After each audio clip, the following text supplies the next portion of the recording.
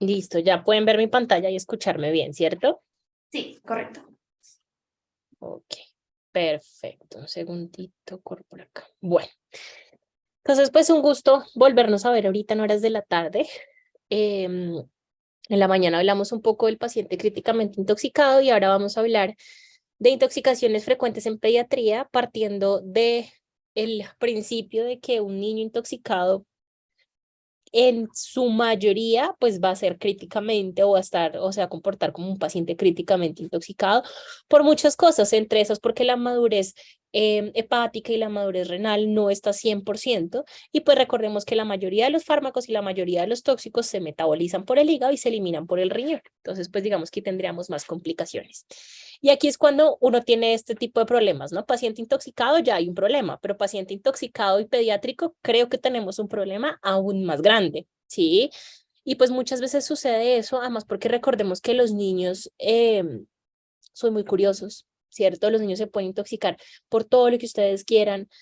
Adicional a eso, pueden tener unos hallazgos clínicos supremamente inespecíficos. No hacen usualmente manifestaciones clínicas como las que uno espera encontrar en el adulto. Entonces, pues paciente intoxicado y pediátrico es un problema. Entonces, tenemos múltiples sustancias y recuerden que un niño intoxicado puede exponerse a múltiples sustancias, desde lo que la abuelita tiene en el bolso, en su cartera, hasta en el jardín, en la escuela, cuando se exponen a pinturas, crayolas, marcadores, plumones, etcétera. Lo otro es que también tienen diferentes vías de absorción, ¿sí? Es decir, obviamente el niño su vía oral es la que más se expone a cualquier tóxico. Sin embargo, la vía dérmica, otras mucosas también, ustedes dirán, la inyectable no. Pues bueno, me atrevería a decir que sí, tuve un niño adolescente el cual se inyectó mercurio y fue una vía inyectable. Recordemos lo que les venía diciendo, que la farmacocinética y la farmacodinamia, sobre todo la farmacocinética, que es lo que mi cuerpo le hace a los medicamentos, es muy variable en los niños. ¿Por qué? Por la inmadurez que hay a nivel hepática y a nivel renal. Con la finalidad también hay que dividirlo lo que es agudo y crónico. Recordemos que si bien hay intoxicación crónica en los niños, pues la que más frecuente va a ser es la aguda y es la que vamos a enfocarnos en la charla de hoy. También las manifestaciones clínicas pueden ser inusuales y pues las complicaciones aún más, es decir, un niño intoxicado que realmente se expone a un tóxico de importancia clínica o que tiene una sobredosificación, va a hacer manifestaciones clínicas inusuales y también complicaciones, las cuales pueden ser refractarias a un manejo convencional. Entonces, pues por eso de entrada, la intoxicación en pediatría ya estamos hablando de un paciente críticamente intoxicado. Resulta que la intoxicación es la cuarta causa de ingreso a los servicios de urgencias pediátricas en el mundo, principalmente en Estados Unidos, que son los que más reportan. Usualmente el 32.6% de los niños que están intoxicados tienen menos de 3 años y el 44% de los niños en general tienen menos de 5 años. Aquí entonces, ¿qué podemos tener? Entonces, usualmente a los menores de 5 años, pues su finalidad es accidental, ¿de acuerdo? Sobre todo accidental en dos condiciones bien importantes. La primera es en el hogar, ¿cierto? Todo lo que tengamos en nuestra casa, pues obviamente es un hallazgo, un tóxico en el cual el niño se puede exponer. Pero también tenemos los errores farmacológicos. Entonces, hay veces, esto es mucho más común de lo que pensamos, y es que por errores de prescripción, sea porque tal vez uno como médico tiene una letra difícil de entender, o porque la mamá entiende que en vez de administrarle 3 centímetros, administra 3 frascos, ¿sí? Esos errores son muy frecuentes, más de lo que ustedes crean. ¿Mm? Además, que también la prescripción de medicamentos en los niños es acorde al peso y muchas especificaciones como el simple hecho de que vengan en jarabe, suspensión, etcétera. Y en los adolescentes se ve mucho más otras finalidades como recreativas y autolesivas. Esto sin dejar a un lado, digamos que recordemos, yo realmente en pandemia me atrevería a decir que tuvimos varios intentos de suicidio en no adolescentes, sino más bien niños que están entrando hasta ahora en la adolescencia. En el hospital donde yo trabajo, que fue el que les mostré esta mañana, el año pasado vimos alrededor de 80 niños intoxicados. De esos, la mayoría eran mayores de 7 años y casi todas las intoxicaciones fueron relacionadas con medicamentos. Dentro de las causas, entonces, fíjense que si nosotros hablamos un poco de qué se puede intoxicar el niño, realmente de todo. ¿sí? Medicamentos, productos del hogar, plaguicidas, sustancias psicoactivas y otros. Inclusive este de otros yo siempre le recalco pues a mis estudiantes y se los recalco también a ustedes, y es que en esos otros va en lo que es más común en mi país, ¿de acuerdo? Sí o sí, lo que les decía esta mañana, la primera causa de intoxicación en el mundo son las sustancias psicoactivas, pero los medicamentos están otra vez desbancando ese primer puesto de las sustancias psicoactivas. Por ejemplo, recientemente estuve en El Salvador y allá me entero que una de las causas más frecuentes en niños son los alacranes. ¿Sí? Entonces también depende mucho de cada país, ¿sí? Realmente evidenciando un poco la epidemiología de Perú, tenemos también, estamos muy similar que Colombia con respecto a sustancias psicoactivas y medicamentos. Y pues los medicamentos, lo que les digo, es el que va a estar primando en su puesto número uno. Y esto, pues digamos que podemos poner en paralelo todos estos retos que salen de TikTok y de redes sociales día a día. Cada vez que sale un reto en redes sociales, para mí como toxicóloga es un desafío porque es cuando recibimos la mayor cantidad de niños intoxicados, ¿sí? Como por ejemplo el reto del Purple Drank, el reto del Benadryl, el reto de inyectarse desinfectante, aunque eso sucedió tanto en adultos como en niños, el reto de TikTok de consumo de Viagra o Sildenafil, que sucede, fue muy común aquí en Colombia, por ejemplo, el consumo de fentanilo, y eso un sinfín de retos que hay en redes sociales que nos hacen obviamente aumentar la consulta de urgencias, pues por un contexto de intoxicación. Entonces, antes de continuar, quiero hacer la salvedad y quiero recalcar un poco que dentro de las medidas iniciales, nosotros al niño no podemos inducirle el vómito, no debemos administrar algún alimento por vía oral y debemos individualizar a cada paciente. Y esto tiene varias finalidades. Si bien dentro de las medidas de descontaminación, sobre todo entendiendo que la principal exposición o la principal vía de absorción en el niño es la vía oral, ¿cierto? Nosotros no deberíamos inducir vómito nada vía oral. ¿Cuál es el problema? Que la mamá sí lo hace, ¿sí? Y eso pues para nosotros termina siendo un reto porque, pongo un ejemplo, un niño ingiere un perfume, tiene una irritación a nivel gástrica, pero le inducen el vómito y parte de ese perfume, además de estar en vía oral, llega a vía aérea y el niño hace una neumonitis química. Entonces sí es importante indagar cuál fue esa medida de descontaminación que hicieron los papás o los tutores, pues porque eso también nos puede hablar de ciertas complicaciones. Adicional a eso, las principales causas de intoxicación, ¿cierto? Como los hidrocarburos, que ya vamos a hablar cuáles, algunos corrosivos, algunas sustancias psicoactivas y los alcoholes, pues están contraindicado el uso de lavado gástrico y carbón activado por diferentes consideraciones. Una, si hacemos un lavado gástrico en un corrosivo, pues el paciente se perfora, los hidrocarburos se absorben tan rápido que no tiene sentido hacer un lavado gástrico y las sustancias psicoactivas ocurre lo mismo. Y también, pues, el hecho de que el paciente esté inestable, hacer un lavado gástrico antes de mejorar o asegurar la vía aérea, pues creo que no tendría sentido. Esto es algo bien importante y es que habíamos hablado esta mañana de todo es tóxico, no es tóxico, todo depende de la dosis. Y resulta que en niños existe también otra frase que es one pill can kill, o sea, una tableta puede matar a un niño.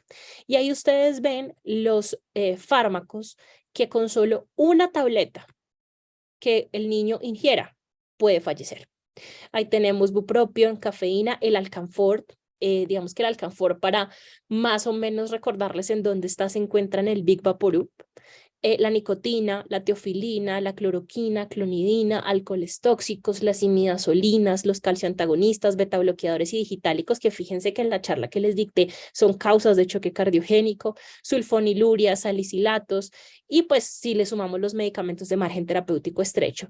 Entonces aquí sí es muy importante tener en cuenta estos hallazgos. Aquí en el dibujo podemos ver otros como por ejemplo la podofilina, podemos ver los parches de buprenorfina, algunas gotas para los ojos que con solo una dosis el niño puede fallecer.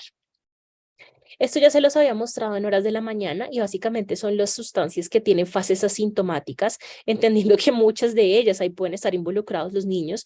El acetaminofén es la principal causa de intoxicación en los niños y pues precisamente vamos a hablar de él, salicilatos, bueno, ya habíamos hablado de esta diapositiva un poco anteriormente. Las hormonas tiroideas también es una causa de intoxicación bien frecuente en los niños porque es un fármaco de uso común por algunos adultos con patologías tiroideas.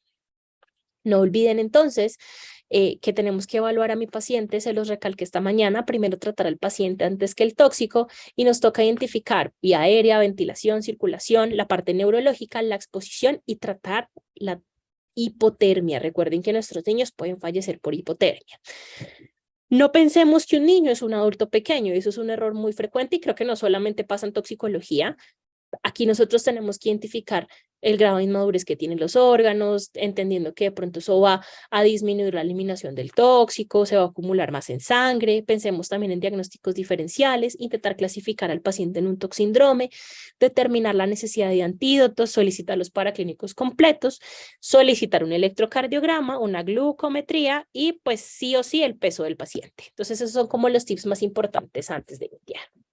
¿Cuáles son los errores frecuentes de las intoxicaciones en niños? Bueno, uno es que nosotros tenemos que preguntarnos qué sustancia fue, ¿cierto? La cantidad, cuándo, cómo, qué se encontraba realizando, signos y síntomas, antecedentes, qué hay en la cena, sospechar maltrato o el síndrome Munchausen, si se realizó alguna medias contaminación por la mamá, que es el que les decía que la mamá le indujo el vómito, le dio leche, etcétera, y la afectación de múltiples víctimas, que eso es muy común, por ejemplo, cuando hay escapes de gas en la estufa de la casa, ¿sí? Y hay veces hay cosas muy obvias como estas, ¿cierto? Que le dicen a uno, es que ingirió paraquat. Ok, uno ya sabe que el paraquat y uno revisa, pues es un herbicida, un plaguicida tipo herbicida. Que uno dice, no, es que ingirió un campeón. Uno revisa y sabe que es un matarratas de tipo inhibidor de colinesterasa. Lo mismo sucede con el vinagre, ¿cierto? Ahora, hay vinagre de casa y hay vinagre industrial. ¿Sí? Con la podofilina que ya vimos que hace parte del One Pill Can Kill, por ejemplo, la presentación de todas las sustancias psicoactivas, los blister. O sea, hay veces, hay cosas que parecen muy obvias, ¿cierto? Pero también hay veces pensamos que hay productos que no son tóxicos y nosotros no miramos las etiquetas, ¿sí? Y eso es bien importante, lograr identificar la etiqueta en la cual se expuso un niño porque muchas veces las mismas etiquetas y los mismos pictogramas, si bien no nos dicen el tóxico que es, nos pueden llegar como a hacer sospechar a qué están expuestos los niños. Entonces, por ejemplo, los corrosivos, los oxidantes que a dosis alta son corrosivos, los explosivos, los que son irritantes, los que son muy tóxicos, etcétera. Esta clasificación también se puede encontrar acorde a los colores, que hoy en día también está muy revaluada su consideración. Sin embargo, hay tóxicos que efectivamente tienen una categoría roja de muy tóxica. Hay otras etiquetas en la que miren que solo el simple hecho de ver los pictogramas ya podemos identificar el riesgo que hay y adicional a eso, pues el nombre del producto, la información del fabricante, porque yo creo que a todos mis pacientes, bueno, a todos mis estudiantes les digo, pidan a los pacientes las fichas de seguridad, dígale a la mamá que lleve el empaque y en caso tal que no, así sea una foto y no la etiqueta no diga mucho, uno puede contactarse con el fabricante. Ejemplo de la vida real, a mí me llegó un paciente que ingiere una sustancia que para mí no era corrosiva, es decir, cuando uno la estudia no es corrosiva, pero él tenía indicios de que estaba quemado, se lo había tomado. Entonces, yo digo, bueno, esta sustancia debe estar fabricada de una manera diferente para que se esté quemando. ¿Qué hicimos? Llevamos al fabricante y efectivamente nos confirmó que el pH de esa sustancia era un ácido. ¿Sí? Entonces podemos comunicarnos con el fabricante, debemos llevar la ficha de seguridad. ¿Cuál es el problema? Que muchas veces se reembasan las cosas, ¿sí? Eso es un error. Por eso es que las intoxicaciones comunes en pediatría deben partir desde la prevención. Y aquí es cuando también lidiamos un poco con cosas que no deberían salir en las etiquetas, como por ejemplo la que ustedes ven ahí que efectivamente sale fuera del alcance de los niños, pero más adelante en el mismo párrafo dice que no induzca el vómito, pero que dé un vaso de agua o leche, ya teniendo en cuenta que eso está reevaluado y que no se debería hacer. ¿De acuerdo? No sé si les pasa, pero y han atendido pacientes intoxicados y les dicen, me llaman y me dicen, doctora, es que tengo un paciente que se tomó un Mister Músculo, ¿sí? Entonces ahí yo quedo, bueno, ¿cuál de todos?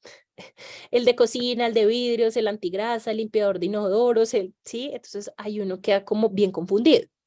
O, doctora, es que llegó un paciente que se tomó una Hacks y uno empieza a ir sacando la lista de cuál Hacks.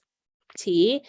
Entonces eso es bien importante porque si bien una marca, y no quiero aquí ligarme con una marca, estoy hablando con marcas que por ejemplo aquí en mi país son bien comunes, es que cada uno de ellos tiene un compuesto diferente y pueden comportarse como cosas diferentes. Pongo un ejemplo. Todo lo que ustedes vean que sea desengrasante, limpia hornos o destapa cañerías son corrosivos, ¿de acuerdo?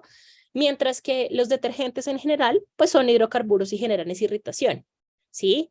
Ahora, ya cuando uno va ya más a lo específico, dicen, no, es que se tomó un jabón para lavar la ropa. Entonces ahora uno tiene que preguntar, ¿cuál? ¿Jabón de ropa blanca o jabón de ropa color? Porque uno es corrosivo y el otro no. Digamos que aquí no es que yo tenga que saber de jabones ni entrarme a la página pues de cada una de las marcas. El consejo que yo les doy es que sí por lo menos identifiquen la ficha de seguridad y que por lo menos tengan en su kit unas tiras de pH, porque a la final el hecho de que sean irritantes se maneja el síntoma, pero si llegan a ser corrosivos, ahí tenemos un problema. Entonces, dentro de, les tengo 3 casitos clínicos y los vamos a ir desarrollando en el transcurso de la ponencia. Primero, niña de 12 años que ingresa al servicio de urgencias con dolor abdominal de intensidad 2/10, o sea, un dolor supremamente leve, asociado a emesis y náuseas. Ella confiesa que se tomó 20 tabletas de acetaminofén secundario a pelea con su novia hace 2 días. En ese momento, como ella se encontraba bien, tenía algo de náuseas y vómito, pero no tenía un dolor, no se veía críticamente enferma, realmente la madre no le cree y ya es cuando se empieza a complicar que consulta, ¿sí? Y adicional a eso, como estaba asociado al acetaminofén, nosotros como servicio de toxicología le solicitamos unas transaminasas, que es un perfil hepático.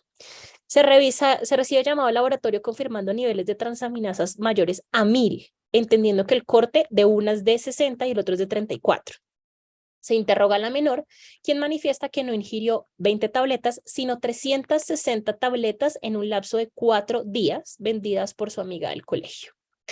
A pesar de recibir la antidototerapia, porque la acetaminofén tiene antídoto, los paraclínicos empeoran, ella entra en encefalopatía hepática y es remitida para valoración por grupo de trasplante hepático.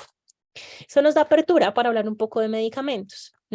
Recordemos que la principal causa de intoxicación en los niños relacionada con medicamentos son los analgésicos, antipiréticos y antiinflamatorios, seguido de toda la lista que ustedes ven ahí: antihistamínicos, antidepresivos, antipsicóticos, benzodiazepinas, el hierro, multivitamínicos, herbales, que eso hace poco lo han ingresado dentro de la estadística, y esa última casilla que ven en blanco es porque el niño se puede intoxicar con lo que la abuela tenga en su bolso, la mamá tenga en su bolso. Entonces, a la final, las principales causas de intoxicación son los medicamentos que hay en la casa de cada niño, ¿de acuerdo? Con respecto a eso, yo les voy a hablar de la principal causa, que es acetaminofén. Y además porque a la final el acetaminofén es de venta libre, ¿cierto? Muy pocas veces se tiene esos cuidados con respecto a las dosis y demás. Entonces el acetaminofén puede ir por absorción oral, rectal e intravenosa, un pico plasmático de 30 a 60 minutos con una vida media casi de 2 horas, 2 a 4 horas. Un volumen de distribución normalito, con una orina proteínas baja y un metabolismo hepático, ojo ahí, extenso, con una eliminación por el riñón. Esto que ustedes ven aquí es el metabolismo del acetaminofén. Entonces, ¿qué pasa cuando cada uno de ustedes se toma 1 o 2 tabletas de acetaminofén? El 90% hace glucuronidación, el 5% hace sulfatación y el otro 5% se va por CYP12-1 y crea un metabolito que se llama NADPQI o N-acetil para benzoquinona imina. Eso es lo que normalmente sucede en cada uno de nosotros cuando tomamos acetaminofén. Este metabolito, gracias al glutatión, se elimina. En sobredosis, las vías más importantes, la de la glucuronidación y la de la sulfatación, se saturan, es decir, se llenan tanto de acetaminofén que dejan de funcionar. Y la vía que prima es esta vía de aquí, es decir, que se genera más metabolito llamado NADPQI. Y resulta que este metabolito se acumula tanto que el glutatión no es capaz de degradarlo y se acumula. Y resulta que el NADPQI es el encargado de generar la falla hepática, ¿sí? Se genera una falla hepática en la zona 3 del acino hepático, sobre todo una necrosis centrolobulillar. Es decir, que la intoxicación por acetaminofén está ligada al metabolismo del acetaminofén. El hecho de que el NADPQI se acumule, además de generar necrosis hepática, genera producción de radicales libres, genera producción de tioles y arilación de proteínas. Nosotros no somos compatibles con esto porque se altera la permeabilidad de la membrana, se fragmenta el ADN, las células de Kupffer se dañan y adicional a eso hay peroxidación lipídica. Es decir, que si el acetaminofén en sobredosis no se maneja, el paciente puede llegar a la muerte porque recuerden que ninguno de nuestros cuerpos está acostumbrado a tolerar tanto los radicales libres. Entendiendo un poco eso, ¿cuál es la dosis terapéutica? Y aquí quiero hacer una salvedad y es porque por vida media y demás, el acetaminofén tenía otras dosis. Sin embargo, por una alerta que el INVIMA sacó, todos los países, todas las entidades reguladoras de medicamentos de todos los países toman en adopción ese ajuste de dosis que hace la FDA. Entonces, las dosis terapéuticas, miren que los niños sin factores de riesgo no deben exceder los 10 miligramos kilogramo dosis o 60 miligramos kilogramo día. Y en los adultos sin factores de riesgo, no exceder los 3 gramos al día, que usualmente se prescribe como 1 gramo cada 8 horas. Aquí en mi país, yo tengo, por ejemplo, la disponibilidad de acetaminofén de 500 miligramos. Ahora, otra condición de la alerta farmacológica es que recuerden que todo el acetaminofén que venga en combinación con otros fármacos debe venir no de 500, sino de 325. La dosis tóxica en niños es de 150 miligramos por kilo. Y esa es la que debemos aprendernos. Ustedes ven aquí 200 miligramos por kilo. Sí, también en parte se puede considerar porque es como el mayor grado de madurez a nivel hepático en los niños. Sin embargo, yo les doy un consejo, basémonos en la de 150 miligramos por kilo. La dosis tóxica en jóvenes y adultos es mayor a 7.5 gramos. Aquí entonces tenemos, y aquí podemos explicar lo que le pasó a esta niña y el por qué no tenía tantos síntomas. O pues porque sí tenía algunos y después empezó a complicarse. El acetaminofén tiene 4 fases. La primera puede durar las primeras 24 horas donde ustedes se dan cuenta la paciente o el paciente presenta como náusea, vómito, malestar e inclusive el examen físico y los paraclínicos están completamente normales. Y ese es un error muy frecuente, que después de las 24 horas sigue la segunda fase donde hay resolución de los síntomas y es una fase asintomática. Y esto es un error porque aquí es donde se le da salida a la paciente o al paciente y es de lo que no se debería hacer. Todas las intoxicaciones por acetaminofén deberían tener una correlación clínica y paraclínica. Aquí, si bien hay una fase asintomática, los paraclínicos ya se empiezan a alterar. La fase 3 es desde las 72 a las 96 horas, donde se ve la mayor marcación de compromisos a nivel orgánico, hepático, renal, a nivel cerebral por la encefalopatía. Los pacientes pueden migrar a acidosis metabólica e inclusive falla renal y la muerte, ¿no? Y ahí ya podemos tener una elevación significativa de transaminasas. Tenemos después una fase 4, donde es del día 4 al día 14. Entonces aquí, si la paciente o el paciente sobreviven, perfecto, no hay riesgo de daño hepático o podemos migrar ya a un trasplante hepático. Recordemos que las transaminasas, que son los dos paraclínicos, que es TGO, TGP o AST-ALT, acorde a cada país, son los que más son la función hepática que deberíamos pedir. Realmente es la que evidencia la intoxicación por acetaminofén, es decir, son las pruebas hepáticas que se alteran en la intoxicación por acetaminofén. Recordemos que como ellas dependen de un proceso de transaminación, hay unas que se pueden normalizar a los 7 días y hay otras que se pueden normalizar al mes. ¿Qué es lo más importante? Pues hacer esa correlación clínica y paraclínica. El diagnóstico entonces es netamente clínico. Yo sé que uno debería pedir niveles de acetaminofén, el problema es la disponibilidad de ellos, ¿cierto? Sí o sí hay que pedirle aminotransferasas al paciente y adicional a eso pedirle todos los criterios del King College para saber si el paciente tiene riesgo de una falla hepática y que va a ser candidato a trasplante. Básicamente, ¿qué paraclínicos se deben pedir para sacar los criterios del King College? Pues todo lo que me lleve a falla hepática y todo lo que pues me se traduzca en falla hepática, función hepática completa, tiempos de coagulación, glucosa, hemograma, entre otros. Los niveles de acetaminofén se solicitan básicamente para este normograma. Este normograma realmente casi no se usa, yo en lo personal casi no lo uso. Pero pues yo sé que si van a pedir los niveles, tienen que hacer el normograma. O sea, uno no solamente pide los niveles para saber si realmente están elevados o no. Los niveles de acetaminofén se deben solicitar o se deben tomar después de 4 horas post ingesta y no más de 24. Es decir, que si esta paciente que tuvimos no hubiera tenido sentido pedirle niveles de acetaminofén porque lleva 4 días ingiriendo acetaminofén y pues ya eso va más de 24 horas. Y no se recomienda menos de 4 horas porque es que la vida media del acetaminofén es de 4 horas, ¿sí? Entonces, cuando ustedes solicitan los niveles de acetaminofén, tienen que hacerlo para correlacionarlo con el normograma de Rumac-Matthew, ¿sí? Básicamente, uno correlaciona la hora en la que pues, se tomaron los niveles y después verifica los niveles y con esto identifica. Si salen de esta primera línea para abajo es que no hay toxicidad, si salen de esta línea para arriba es que sí hay toxicidad y si salen en la mitad de estas dos es posible toxicidad porque es una franja gris en donde los pacientes que tienen factores de riesgo para hacer falla hepática ingresan ahí, por ejemplo, alcohólicos, hepatitis, etcétera. Entonces ahí ustedes ven que acorde a los niveles está el riesgo que hay de daño hepático. ¿Qué sustancias son diagnósticas diferenciales en la intoxicación por acetaminofén? Uno, el tetracloruro de carbono, que es un componente de uno de los extintores, el fósforo blanco, que es un componente de la pirotecnia, los hongos hepatotóxicos, principalmente la amanita faloides, los anestésicos inhalados como el anotano, que quiero hacer la salvedad que ya no se utiliza casi, realmente como anestésico ya no se utiliza, y algunos hidrocarburos como bromados, bencenos, dioxanos y el hierro. ¿De acuerdo? Esos son diagnósticos diferenciales. Con respecto a las medidas de descontaminación, está recomendado realizar lavado gástrico, aquí sí, y administrar carbón activado, cualquiera de las dos, si la ingesta no es mayor a 2 horas. Y sí o sí iniciar la antidototerapia, que es la N-acetilcisteína. Recordemos que la N-acetilcisteína es un derivado de la cisteína y por ende es el precursor del glutatión. Entonces, si yo le doy glutatión a ese NADPQI que está acumulado, pues se va a eliminar.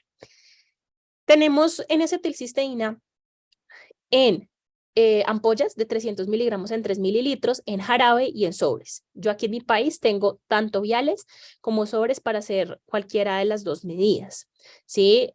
La vía oral, inclusive es donde más está disponible los sobres. La vía oral son dosis de carga 140 miligramos por kilo de sobres de N-acetilcisteína, que si hacemos las cuentas son varios sobres. Y después se hace una dosis de mantenimiento de 70 miligramos kilogramo cada 4 horas hasta completar 17 dosis. Se pueden diluir en jugo de naranja o agua o se pueden pasar por sonda orogástrica. ¿Sí? ¿Cuál es el problema de la N-acetilcisteína vía oral? Que es la menos efectiva ya en falla hepática instaurada.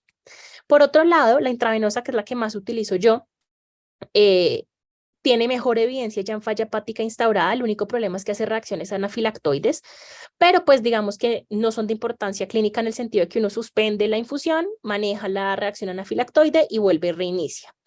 Esta tiene unas dosis de carga que básicamente quiero resaltar, porque esto es todo lo que sale en los libros. Quiero resaltar que si bien estas son las dosis que ustedes ven aquí de 200, 500 y 1000, es en lo que se va a diluir de dextrosa la N-acetilcisteína. Esa carga de líquidos no se la podemos poner a un niño, por eso es que las cargas de líquidos van acorde al peso en los niños, ¿listo? Entonces, si su niño pesa de 20 a 40 kilos, la dosis de carga no son 200 mililitros de dextrosa, sino son 100.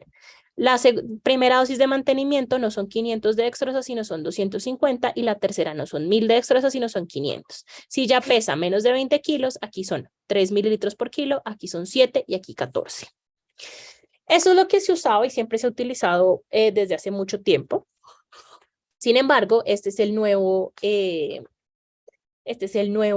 esquema, que de nuevo realmente no tiene mucho. En lo personal es el que más utilizo. Es en menos tiempo. Claramente hay mayor riesgo de reacciones anafilactoides porque va mucho menos diluido. Sin embargo, nos ha ido muy bien en el hospital y los pacientes, obviamente, evaluarles el riesgo de falla hepática es mucho más rápido porque si nosotros hacemos cuentas de esto, se nos van 21 horas. En cambio, aquí se nos van solamente 12 horas. Inmediatamente el paciente termine la N-acetilcisteína, yo debo tomar función hepática de control. ¿De acuerdo? ¿Yo puedo hemodializar a mi paciente mientras tiene la infusión? La respuesta es sí. ¿Se puede colocar antidototerapia en una mujer embarazada? La respuesta es sí. Si usted no tiene clara la dosis tóxica ingerida de acetaminofén, que es algo muy frecuente en los niños, asuma que tiene dosis tóxica e inicie la antidototerapia, y si tiene disponibilidad de los niveles de acetaminofén, pues solicítelos. Si han pasado menos de 24 horas post ingesta y usted no cuenta con los niveles de acetaminofén, igual coloque el antídoto. ¿Esto por qué sucede? Porque la N-acetilcisteína pierde o disminuye su eficacia después de 8 horas post ingesta del acetaminofén, es decir, que inicie el antídoto lo más rápido posible. Se puede reiniciar, bueno, se puede iniciar 24 horas post ingesta la N-acetilcisteína, sí, sobre todo si las transaminasas se encuentran elevadas. Y si después del ciclo de N-acetilcisteína el paciente sigue con transaminasas elevadas, usted puede repetir la dosis de mantenimiento, que es la de 100 miligramos por kilo, que es la de 16 horas. No esperen que las transaminasas lleguen a la normalidad, con que desciendan entre un 70 y un 50%, está perfecto. Y se puede suspender los antídotos si los niveles de acetaminofén se encuentran por debajo de la línea, aunque les digo, eso casi nunca sucede. Aquí les tengo otro caso clínico. Madre que envasa tiner, que es un hidrocarburo, en una botella de Coca-Cola para facilitar su uso mientras realiza el aseo en la cocina. Timbran en la casa, la señora deja el envase en el piso y se dirige a abrir la puerta, dejando al hijo de 1 año al lado de la botella. El niño, por curiosidad, gatea hasta la botella y prueba el contenido. Es encontrado por la madre llorando con la mitad del contenido en el piso. Ella averigua en internet donde lee que debe inducir el vómito. Induce el vómito, sin embargo, el niño, por presencia de tos 6 horas post ingesta, consulta al servicio de pediatría. Se realiza una radiografía de tórax, encontrando unos hallazgos compatibles con neumonitis química. Con respecto a los productos del hogar, recordemos que estos son los más grandes de todos, ¿sí? Ahí tenemos corrosivos, ácidos y bases fuertes. Tenemos los gases, que son los irritantes y los asfixiantes. Tenemos los hidrocarburos, como alifáticos, aromáticos y halogenados. Tenemos los alcoholes, como el etanol, etilenglicol, el metanol, perdón, propilenglicol. Ahora, no siempre debemos confiarnos, ¿cierto? Porque muchas veces reembalsamos y no sabemos qué sustancia es, o por ejemplo confundimos vinagre de cocina con vinagre industrial, ácido acético de cocina con ácido acético industrial. Yo aquí me voy a enfocar, ustedes van a decir, ay no, pero corrosivos en la casa, ay, pero metanol en la casa, ¿cómo así? Eso es de la industria. Ay, pero hidrocarburos alifáticos aromáticos, bueno, yo me voy a enfocar en los principales corrosivos, hidrocarburos y alcoholes que están, y me atrevo a decir, en cada uno de las bolsas de maquillaje de las mamás, ¿sí? Eso es bien importante. Ahora, que también están en todos los útiles que uno lleva al colegio de los hijos. Con respecto a los gases, no me voy a extender mucho en gases irritantes y asfixiantes porque eso está más ligado a un material peligroso, como lo hablamos esta mañana, que los irritantes es el cloro. Bueno, digamos que ahí sí podemos tener una exposición, pero la sintomatología que tenemos es netamente irritativa. Podemos tener el monóxido de carbono, el cianuro de hidrógeno, que nos da realmente para hablar en otra charla del tema. Con respecto a los corrosivos, recordemos que de los año 1 al 5 es accidental, en los adolescentes casi siempre es con fines suicidas, tiene una mortalidad si no se trata del 6 y mucho mayor. Aquí dependemos de las concentraciones, del pH, de la presentación, del volumen ingerido y del tiempo de contacto.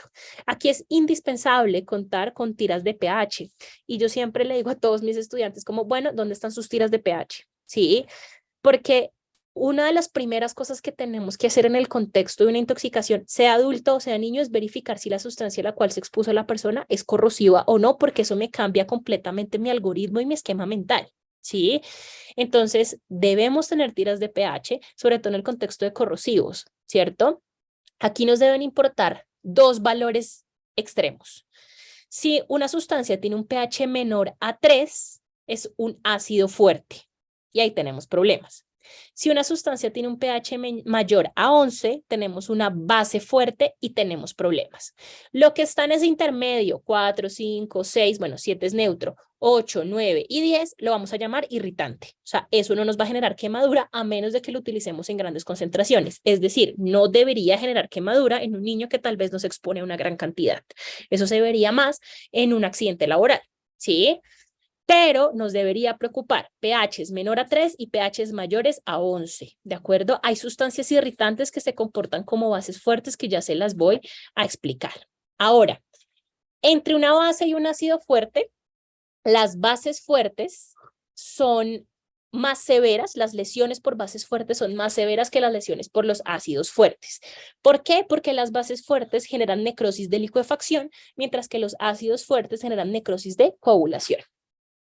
Bases fuertes comunes que podemos tener en nuestra casa: la soda cáustica, la queratina y el argán para alargar las pestañas, el Mister Músculo limpiahornos, ya les dije, nunca se les olvide, todos los limpiahornos son corrosivos, bases fuertes, el Easy Off, ¿sí? Tenemos sustancias que se comportan como bases fuertes a grandes concentraciones y ahí tenemos una bien común en nuestra casa, que es el cloro, ¿cierto? El cloro realmente es irritante de solubilidad intermedia, pero a concentraciones altas es corrosiva. Ahora, yo les voy a contar una historia de mi país. El cloro per se es irritante, pero hay un cloro hipoclorito de sodio que venden en un almacén en específico aquí en mi país, donde el pH es 13. Es decir, que ese cloro no es irritante, ese cloro es un corrosivo. Entonces, ahí está la importancia de ver la ficha de seguridad y de tomarle un pH a esa sustancia. Ahora también tenemos el agua oxigenada, el peróxido de hidrógeno, el paraquat, que es un herbicida, un plaguicida tipo herbicida. Ácidos fuertes, el componente de la dinamita, ¿sí? El ácido muriático, los limpiadores ropa color, por ejemplo, los detergentes para lavar ropa, los ropa color también son ácidos fuertes. Y ahí migramos a otra causa muy común en los niños, ¿cierto? Y que ya se las voy a mostrar. Entonces, en los niños debemos buscar, y en adultos también, pero en los niños debemos buscar quemaduras, el dolor, la irritación, la cialorrea, si está vomitando con sangre, etcétera.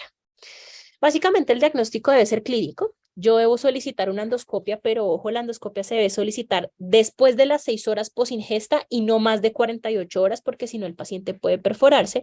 Solicitaría un tacto abdominal para identificar o evaluar la disponibilidad si de pronto está perforado, y esto digamos que va muy de la mano de la endoscopia, y es que por ejemplo aquí en mi país encontrar la posibilidad de hacer una endoscopia por ejemplo en horas de la madrugada tal vez no es tan factible, a diferencia de hacer un tacto abdominal que sí está disponible 24/7. Si no tengo una TAC, puedo solicitar una radiografía toracoabdominal para identificar si hay algo de perforación, hacer el seguimiento. ¿Con qué criterios uno hace la endoscopia? Pues para la clasificación de Sargar, que es la que ustedes ven ahí. Acorde al hallazgo, yo puedo identificar si a mi paciente le doy comida y lo vigilo, o sea, lo observo con comida, o si más bien le suspendo la alimentación por 2 días, le coloco nutrición enteral y sí o sí lo mando a cirugía, dependiendo de la clasificación. De igual manera, yo debo colocar inhibidor de bomba de protones, omeprazol, que es el que, por ejemplo, aquí en mi país tengo disponible intravenoso, le debo poner intravenoso, y otros fármacos como antibióticos, corticoides, ellos no están indicados de manera profiláctica. Es importante y quiero resaltar que la exposición de corrosivos vía oral en un paciente en general tiene que ser manejado de manera interdisciplinaria. Si por el contrario, este niño se expone de manera dérmica a la sustancia, toca hacer un lavado abundante con agua, y si se expone en el ojo, que es poco probable, pero puede suceder, se hace una irrigación ocular. Idealmente la irrigación ocular en una base fuerte se debe hacer por mínimo 2 horas y en un ácido fuerte por mínimo 1 hora hasta que el pH esté en 7. Con respecto a las pilas, que eso también es un motivo de consulta muy frecuente en los niños, pues recordemos que las pilas tienen mercurio, algunas tienen óxido de manganeso, otras tienen sales de plata, sales de zinc, litio, cadmio. Y ahí ustedes ven las diferentes pilas. Pero realmente, ¿qué sucede con algunas de esas sustancias? Pues resulta que estas que ustedes ven ahí que no están cubiertas, liberan hidróxido de potasio, que es una base fuerte. Sobre todo, estas de reloj son las más corrosivas de todos. Aquí realmente lo que toca es correr, llamar a cirugía pediátrica, llamar al cirujano para realizar todo lo que tenga que ver con la cirugía y pues el riesgo que sí o sí va a haber de perforación intestinal.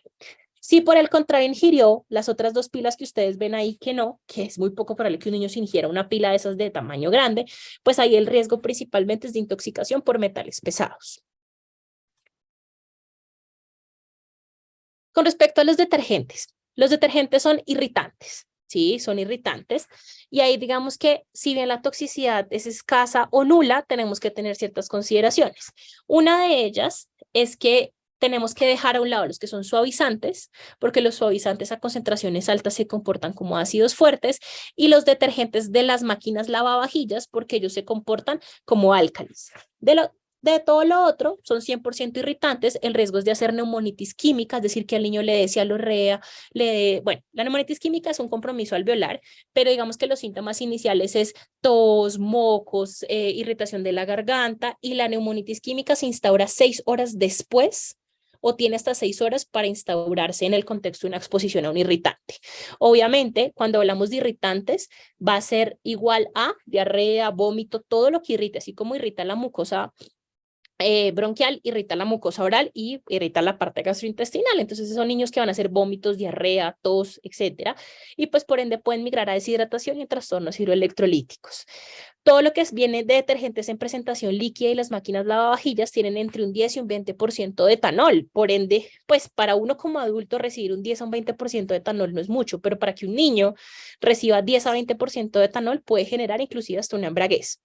Y recordemos que hay algunos irritantes o algunos detergentes que son quelantes cálcicos, es decir, quelan el calcio, ¿sí? Como por ejemplo el ácido fluorhídrico, ¿sí? Que anteriormente se utilizaba como detergente, ya hoy en día por esa complicación de ser ácido fluorhídrico que quela el calcio, pues ya no se utiliza en casa, realmente no se debería utilizar en casa y es más para fines industriales. Entonces, a nivel, se maneja todo sintomático, cutáneo y ocular, prácticamente lavar y valoración por oftalmología por el riesgo de keratoconjuntivitis. A nivel oral, nada, absolutamente nada de leche, nada de agua. Y eso se los traigo porque la razón del por qué en las etiquetas sale que de leche y agua era porque en algún momento fue una recomendación, pero fue recomendación grado C, o sea que C de cero evidencia. ¿Sí? Entonces, pues nada, ustedes ya saben, aprenden desde hoy que nada había oral a este paciente y a nivel respiratorio, el manejo sintomático, el riesgo de neumonitis química después de las 6 horas post-exposición y nada de antibiótico ni corticoide profiláctico y en el caso de que el paciente se exponga a un quelante cálcico, pues la reposición de calcio. Ahora, ¿qué sucedió con esta paciente que yo les dije del tiner? Pudieron haber ocurrido dos cosas. O uno, realmente el niño se ingirió el tiner, que es un irritante, o dos, el hecho de que la mamá se le indujo el vómito, pues parte del egreso del tóxico pues pasó por vía aérea y ese fue el riesgo de la neumonitis química que vendría siendo más una broncoaspiración. Entonces también es una de las indicaciones del por qué no inducir vómito. Con respecto a los alcoholes, entonces pues ahí hay varias cosas. Ahí tenemos metanol, etilenglicol, propilenglicol, isopropanol, etanol. Yo les voy a hablar principalmente de etanol, pero digamos que recordemos un poco que el etanol pues es whisky, vodka, cerveza, pisco, etcétera. Y está el alcohol de droguería, que aquí le llamamos así, que es el alcohol antiséptico, que es el que utilizan para limpiar las heridas y las superficies, ¿sí? Lo que sí es que una dosis de 1 mililitro por kilo ya llega a ser muy tóxico para el niño. Por otro lado, tenemos el isopropanol que está en los quitasmaltes, tenemos el propilenglicol que los niños realmente no se deberían exponer a esto a menos de que el niño viva en un laboratorio clínico. Tenemos el etilenglicol que está en los refrigerantes de los carros y ustedes dirían, no, pero pues es muy poco probable que un niño se exponga a eso. Realmente es más común de lo que ustedes crean y eso es porque, por ejemplo, aquí en mi país hay zonas en las que los niños viven en los mismos talleres de autos donde trabajan sus papás, ¿no? Entonces, pues los niños crecen con tornillos, crecen con refrigerantes y ese es el riesgo. Con el etilenglicol ocurre algo muy particular y es que todos sabemos que los refrigerantes son fluorescentes, ¿no? Principalmente verdes. Este es un tóxico que 100% se va a eliminar por el riñón, es decir, que uno ve la orina fluorescente. Ahí vamos entendiendo el riesgo de falla renal. Y el metanol, que ustedes dirán, ay, no, pero es que eso están las momias, eso están los textiles, eso están las estufas de reverbero, ¿cierto? Pero hay otras cosas más comunes en nuestras casas. La queratina tiene formol, que eso es metanol, la silicona líquida y el alcohol adulterado. Nosotros aquí en mi país en diciembre tuvimos una ola de alcohol adulterado. Nunca había pasado eso en este país. Básicamente tuvimos un montón de muertes por metanol, por dos lotes que adulteraron de aperitivos y pues básicamente los que más se expusieron fueron los alcohólicos y los niños, porque pues esos son los tipos de alcoholes que les ven. Con respecto entonces a todos los alcoholes, y realmente esto solamente es para mostrarles que cada uno de los alcoholes tiene un metabolito, ¿de acuerdo? Entonces digamos que con respecto a esos metabolitos, cada uno de ellos es sintetizado por la misma enzima, que se llama alcohol deshidrogenasa, ¿cierto? Y el segundo metabolito es sintetizado por la misma enzima que se llama aldehído deshidrogenasa. Ahora, esta es una de las razones del por qué al administrar, un segundo, por favor, al administrar eh, alcohol etílico como antídoto para el metanol, esta es la razón.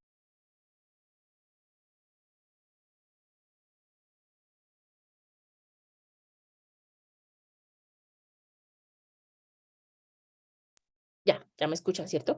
El metanol es uno de los que me genera mayor mortalidad. Entonces el metanol por la alcohol deshidrogenasa se convierte en formaldehído y por la alcohol deshidrogenasa se convierte en ácido fórmico, ¿de acuerdo? Entonces ese es un problema porque el ácido fórmico tiene una gran afinidad por sistema nervioso central y por el globo ocular, ¿sí? Entonces aquí también entendemos el por qué el antídoto del metanol es administrar etanol, porque si yo doy grandes concentraciones de etanol, entendiendo que los dos utilizan la misma enzima, pues no voy a formar formaldehído, sino que las grandes concentraciones de etanol me van a migrar a formar acetaldehído e irnos por otra vía. Esa es la razón del por qué damos ampollas de etanol en la intoxicación por metanol. Ahora bien, existe un antídoto puntual que básicamente se llama Fomepisol, no está disponible en muchos países, por ejemplo, yo no lo tengo disponible y básicamente lo que hace el Fomepisol es bloquear la alcohol deshidrogenasa para que no se forme ni formaldehído ni ácido fórmico.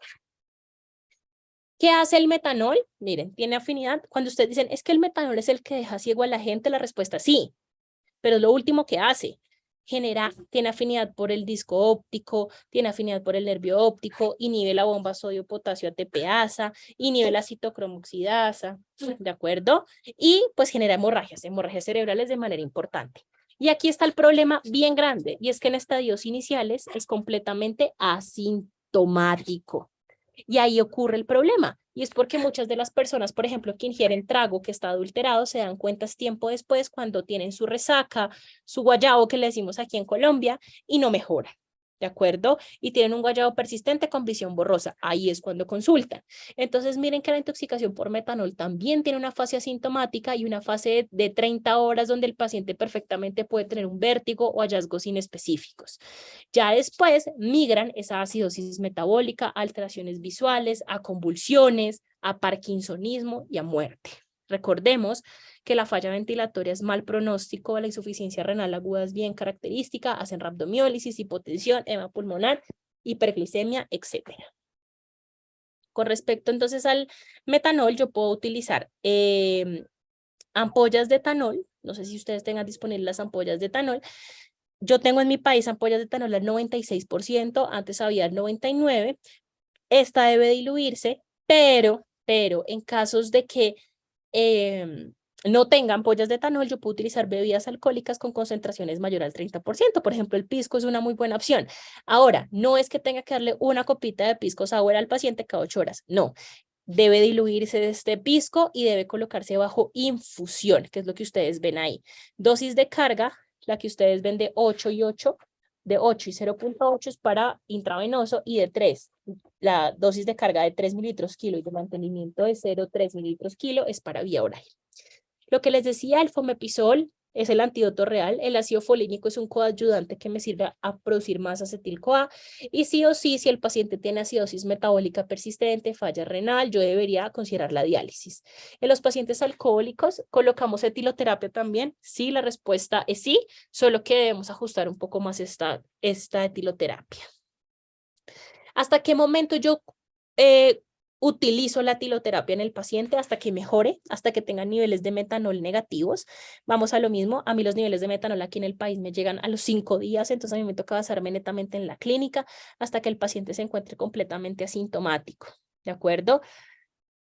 Si utilizar etiloterapia es emborrachar controladamente al paciente o embriagar controladamente al paciente, sí. Tanto es así que debemos llegar a una alcoholemia entre 100 y 150, es decir, a una embriaguez grado 3. Con respecto a los hidrocarburos, pues digamos que recordemos que ellos pueden generar inestabilidad en los pacientes, atraviesan sí o sí barrera hematoencefálica, lo que es un problema porque lo que nos puede llevar a presentar esa alteración del estado de conciencia e incluida convulsiones.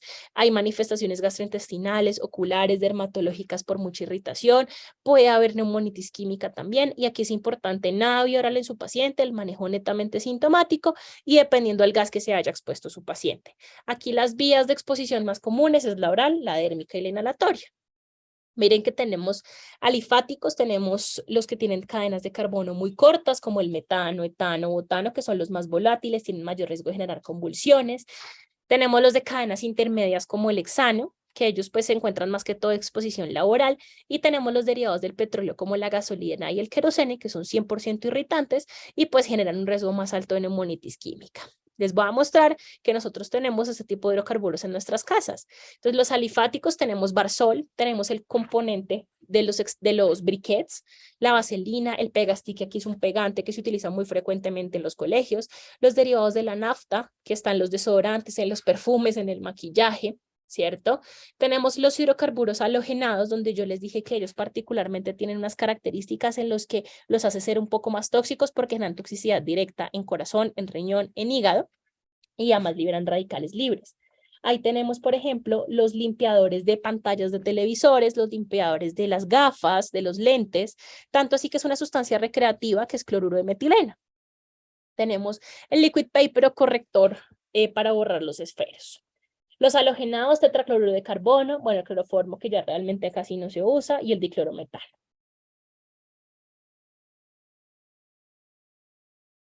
Dentro de los aromáticos tenemos el benceno, y el benceno los encontramos en los esmaltes. Obviamente recordemos que el benceno genera peroxidación lipídica, adicional a eso es hematotóxico, y digamos que no sucede tanto en los niños, pero pues sí es uno de las sustancias consideradas como cancerígena gracias a la IARC. Dentro de los aromáticos en el sileno, fíjense que tenemos unos solventes como el tiner, y que por mucho tiempo el tiner salía mezclado con metanol. Dentro del tolueno tenemos un montón de cosas que podemos traer en nuestras casas, como pegantes, ¿cierto? Como pegantes de todo tipo y látex. Y el último caso clínico que les tengo, que si no estoy mal, yo creo que se les había mostrado en algún momento, menor de 16 años sin antecedentes de importancia clínica, ingresa al servicio de urgencias a las 3 de la mañana por presentar un episodio convulsivo que a la final migra hasta estatus convulsivo, toca intubarlo. Es llevado por sus amigos porque dicen que se encontraban en una fiesta. Era un niño que estaba completamente inestable, que no estaba acoplado al ventilador, que adicional a eso tenía una falla renal y teníamos un perfil toxicológico negativo, pero seguíamos yéndonos hacia que estaba intoxicado, ¿sí? Dentro de todo un poco de hacer la valoración inicial de trabajo en equipo, logramos sacar como diagnósticos diferenciales metanol versus nuevas sustancias. El papá le encuentra al hijo esto en un bolsillo de su pantalón y se logra analizar encontrando una sustancia que no estaba conocida, Adicional a eso tenía metanfetamina, ketamina, levamisol y cocaína. Este niño se dializa y mejora significativamente. Recordemos que 275 millones de personas consumen drogas en el mundo, de esos 36 millones sufren trastornos por consumo, y quiero aquí hacer la salvedad aquí que las sustancias psicoactivas son sustancias que generan alteración en el comportamiento normal o en el funcionamiento normal del cerebro, sistema nervioso central. Es decir, que aquí no solamente estamos hablando de cocaína, de anfetaminas, no, podemos hablar inclusive de medicamentos como opioides, benzodiazepinas, y que a largo plazo tienen la susceptibilidad de generar tolerancia, dependencia y adicción. Eso es una sustancia psicoactiva. Entonces, recordemos, sustancias psicoactivas pueden ser un montón, tanto lícitas como ilícitas. Aquí en mi país tienen como lícitas el cigarrillo, el alcohol y la cafeína, ¿sí? El resto terminan siendo ilícitas. Recordemos, estas nuevas drogas son una piedra en el zapato porque muchas de ellas son adulterantes, los pacientes son inestables y no responden 100% a los antídotos. No olviden que hay unas sustancias que que hacen un comportamiento particular en los lactantes, por ejemplo, el cannabis en los lactantes, y ustedes dirán, pero el lactante no consume marihuana. A mí me tocó una familia que consumió brownies de marihuana y realmente todos reaccionaron completamente diferente. Está el cannabis, que puede generar taquicardia, midriasis, alteración de la conciencia, hipoventilación y convulsiones. La cocaína, taquicardia, convulsiones, irritabilidad, alteraciones de la conciencia, síntomas gastrointestinales, entre otros, y la abstinencia neonatal. Esto se los dejo para el tintero, así decimos acá, para que piensen un poco como qué pueden tener adicional en sus países relacionado con los niños. Plaguicidas tenemos un montón. Los que tenemos en nuestra casa principalmente son los acaricidas tipo amitraz, que es muy común para utilizar en los perros. Las piretrinas y piretroides, que son los que utilizamos para fumigar nuestras casas, que es el mismo RAID. Están súper warfarínicos. Realmente es muy poco probable encontrar una intoxicación por ellos. El único problema es que parecen dulces. Entonces, en el caso tal de que un niño lo encuentre, se lo come y se intoxica, y es como si fuera una intoxicación por warfarina. Tenemos en los herbales anís de estrella, hinojo, boldo, ricino, que generan sí o sí neurotoxicidad y hepatotoxicidad. Y pensemos también en los animales que ustedes pueden tener, por ejemplo, lonomias, que es este gusanito, esta oruga que ustedes ven aquí, que esas cerdas generan trauma y generan la inoculación de veneno y el paciente le puede dar una hemorragia. Tenemos el accidente apídico, que es por abejas, tenemos el accidente arácnido, etcétera. Entonces, en conclusión, pues siempre notificar, siempre estar muy pendiente de estos niños, y todo lo que ustedes tengan en su país de intoxicación por pediatría los invito a publicarla, revisen los envases y las etiquetas, individualizar al paciente, educar a los padres y la prevención, solicitar la evaluación por toxicología clínica. En horas de la mañana les mostré uno de mis hospitales, hoy les muestro otro sitio, mi segunda casa, que es la universidad, una de las universidades donde trabajo, donde tengo la oportunidad de ser coordinadora de farmacología y toxicología. Se llama la Universidad Antonio Nariño, donde tengo un semillero de investigación que nos llamamos Stramonium, si nos pueden seguir, y hacemos revisiones de tema 2 veces al mes y publicamos ciertas cositas relacionadas con toxicología, y esta es la vista desde la Universidad Antonio Nariño de todo Bogotá. Así que muchas gracias. Muchas gracias, doctora, y qué bonita vista desde la universidad. Sí, es bien bonita. Muy bonita vista, doctora. Bueno, acá tengo un comentario de Franco Condeña. Dice, doctor, excelente ponencia. ¿Podría repetir, por favor, los tipos de necrosis por bases fuertes y ácidos fuertes? Claro que sí. Las bases fuertes, pH mayor a 11, hacen necrosis de licuefacción. Y los ácidos fuertes, que es un pH menor a 3, hacen necrosis de coagulación. A ver, al público presente les invitamos a hacer sus preguntas a través del chat, o si desean pueden levantar la manito para darles acceso y puedan hablar a través del micrófono. A ver, aquí está otra pregunta. Doctor, un síndrome de Reyes por bismuto en un menor de 17 años. Bueno, el síndrome de Reye es más común principalmente por ejemplo, por salicilatos, aunque tiene otras causas.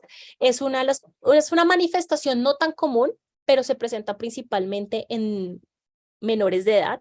Está relacionada a prodromos virales, o sea que hay per se una alteración viral, donde ya de entrada hay una alteración hepática por esa misma infección, y el paciente que puede presentar una complicación de esa falla hepática que migra a encefalopatía, es decir, que hay un deterioro neurológico, pero asociado a una falla hepática. Yo he visto principalmente por salicilatos, por bismuto realmente no he visto, pero está relacionado principalmente con salicilatos, con analgésicos también está ligado. A ver, doctora, acá hay otra pregunta.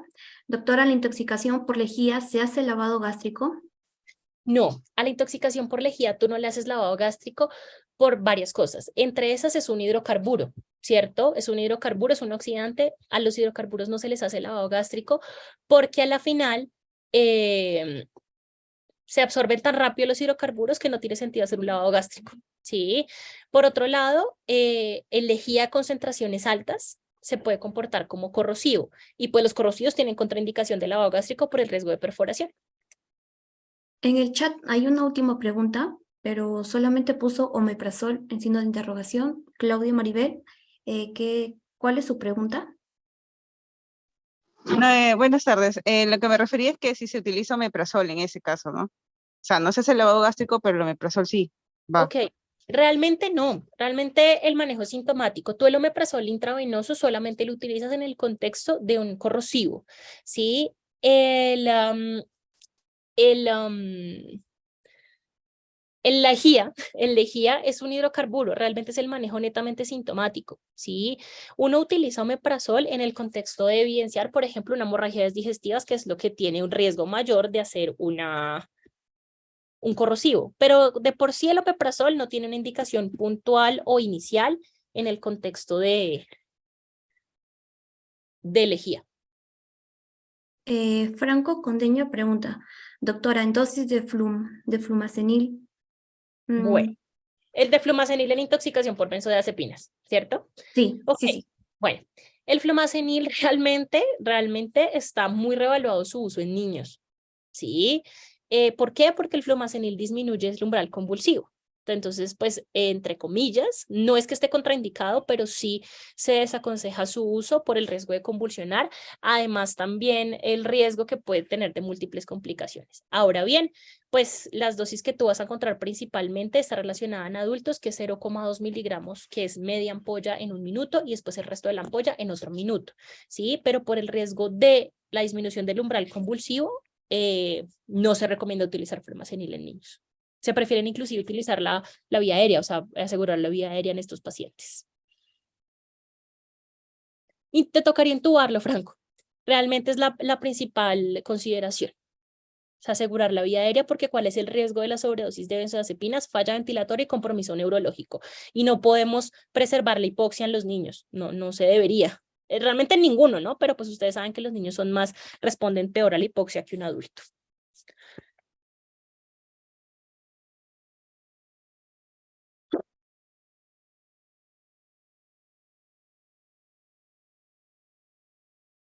Vale, con gusto. No te escuchamos, creo que tienes el micrófono apagado. Sí, ahora sí. Doctora, muchas gracias y también agradecerles al público presente por sus preguntas. De igual manera, doctora, darle las gracias en nombre del Consejo Regional Once Huaraz. Gracias a ustedes, como siempre. Gracias por la invitación. Que estén muy A bien. usted, doctora. Un saludo de Perú hacia Colombia. Gracias.